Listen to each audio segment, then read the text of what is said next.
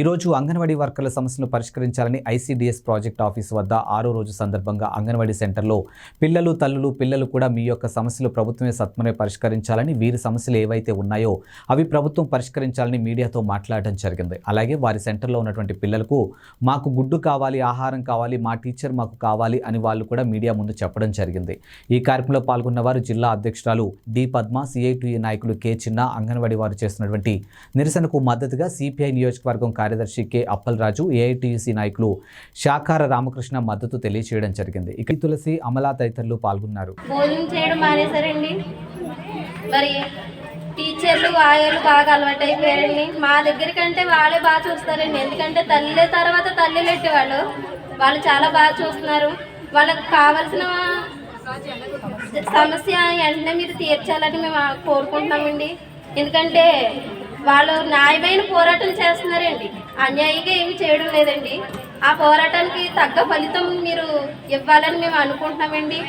మరి అంతేకాకుండా మరి టీచర్స్ ఆయాలు కూడా చాలా బాగా చూస్తారండి. ఎందుకంటే మరి పౌష్టికమైన ఆహారం రావడం లేదని మేమే చాలా విధాలుగా మాట్లాడతామండి. ఎందుకంటే మంచి ఆహారం ఇస్తలేదు, ఇలా చేస్తున్నారు, గుడ్లు పాడైపోతున్నాయి, ఇలా అని కొన్ని కారణాలు మేమే ఎత్తి చూపిస్తామండి. కానీ వాళ్ళు ఎప్పుడూ బాధపడలేదండి.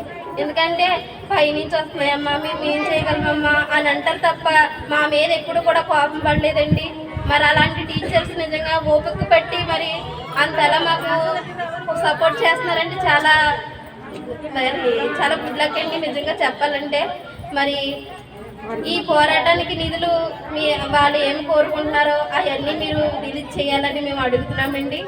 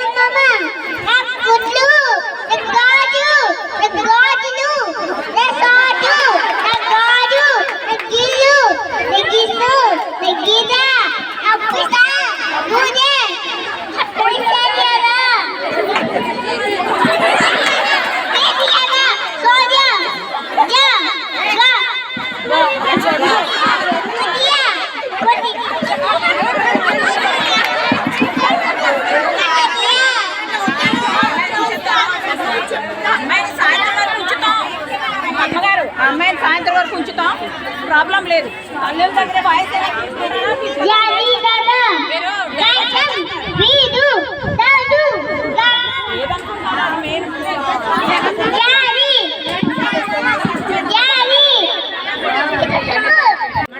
అందరికీ నమస్కారం. నా పేరు కన్నూరు వైష్ణవి అండి. అందరికీ నమస్కారం. నా పేరు కన్నూరు వైష్ణవి అండి. ఇక్కడ ఉన్న అంగన్వాడీ టీచర్స్ అందరూ, ఆయాలందరూ కూడా ఇక్కడ చాలా స్ట్రగుల్ చేస్తున్నారు. వాళ్ళు ఎందుకు స్ట్రగుల్ చేస్తున్నారు అనేది నేను తర్వాత చెప్తాను. నేను చూసింది ఏంటంటే నాకు ఒక పాప ఉంది, నేను అంగన్వాడీ స్కూల్కి పంపిస్తాను. నేను ఒక్క పాపతోనే ఇంట్లో చాలా స్ట్రగుల్ అవుతుంటానండి. పాపను ఎలా చూసుకోవాలి, అటు వెళ్తారు ఇటు వెళ్తారు అన్నీ చేస్తుంటారు. అటువంటిది ఒక అంగన్వాడీ స్కూల్లో ఎంతమంది పిల్లలు ఉంటారు, ఒక టీచర్ ఆ పిల్లలందరినీ ఎలా చూస్తున్నారు, దానికి వాళ్ళు ఏం ఫేస్ చేస్తున్నారు, వాళ్ళు ఎంత స్ట్రగుల్ అవుతున్నారో నేను చూస్తుంటానండి. చిన్నపిల్లల్ని చూసుకోవడం అనేది అది చిన్న విషయం కాదండి, చాలా పెద్ద విషయం, అది చాలా పెద్ద విషయం. అటువంటిది ఒక స్కూల్లో 15 నుంచి 25, 30 మంది పిల్లల వరకు వాళ్ళు ఎలా ట్రీట్ చేస్తున్నారు, వాళ్ళు చూసే విధానం నాకు తెలుసండి. నేను మోహన్ నగర్ నుంచి వచ్చానండి. టీచర్ జ్యోతి గారు, ఆవిడ పిల్లల్ని వాళ్ళ సొంత పిల్లలనే చూస్తారండి. ఆవిడ ఎలా చూస్తారో నాకు బాగా తెలుసు. ఎప్పుడైనా పిల్లలు ఆడుకోవడానికి, ఇవన్నీ నేర్చుకోవడానికి చాట్లు, ఇంకా జారుడు పళ్ళు, ఇటువంటివి కూడా ఆవిడ పర్సనల్ మనీతో కొట్టడం నాకు తెలుసండి. ఆ పొజిషన్ వచ్చిందంటే ఏంటంటే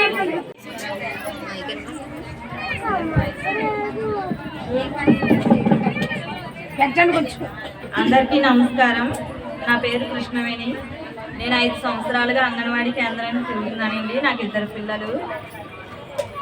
సో అంగన్వాడీ టీచర్స్ అందరూ చాలా బాగా వర్క్ చేస్తారు. నేను చూస్తున్నాను, మా పిల్లల్ని చాలా బాగా చూసుకుంటారండి. వాళ్ళకి నాణ్యమైన సరుకులు కావాలి, వాళ్ళకి జీతాలు పెంచాలి.